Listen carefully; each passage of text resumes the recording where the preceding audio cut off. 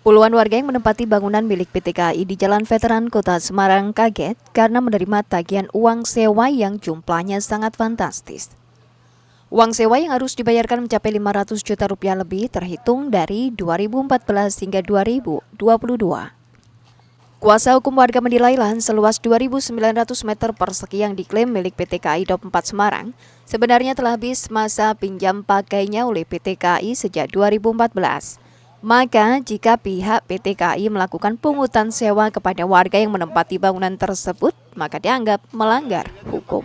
Mulai diberlakukan 2014 hingga 2022, dianggap mereka atau warga tidak memiliki kontribusi kepada PT KAI. Ini merupakan tindak pidana pungli. Kenapa demikian? Menurut hemat kami, PT KAI tidak berhak lagi setelah 2014, masa pakai sudah berakhir, mereka memungut biaya kontrak atau sewa yang menurut kita sama sekali tidak beralas, tidak memiliki alas hukum yang jelas. Salah satu warga mengaku mulai mendapat peringatan dari PT KAI sejak pertengahan Januari. Dalam surat peringatan tersebut, ia diminta membayar uang sewa yang totalnya mencapai 500 juta rupiah lebih. Total uang sewa yang harus dibayar tersebut dihitung mulai 2014 hingga 2022. Satu tahun itu 115 juta.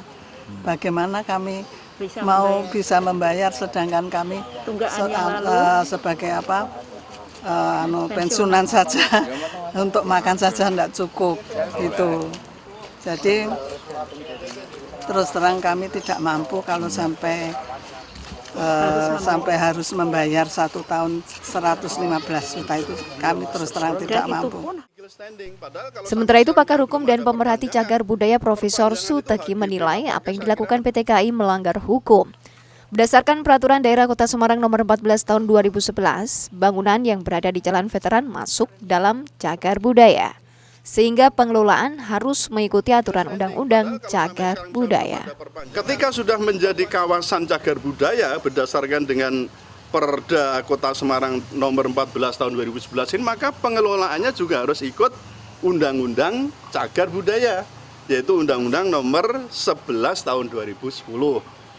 Pengelolaannya, penyelamatannya, pemeliharaannya, penguasaannya, sampai pada hukuman pidana yang akan diterapkan sudah diatur dalam Undang-Undang Nomor 11 Tahun 2010 itu tentang cagar budaya. Perda Kota Semarang Nomor 14 Tahun 2011 yang menetapkan bangunan di kawasan Jalan Veteran tersebut masuk dalam cagar budaya, maka PT KAI dilarang melakukan perubahan pengelolaan maupun pembongkaran pada bangunan tersebut. Jika cagar budaya tersebut dialihfungsikan, maka ada ancaman pidana. Heri Widodo, Kompas TV, Semarang, Jawa Tengah.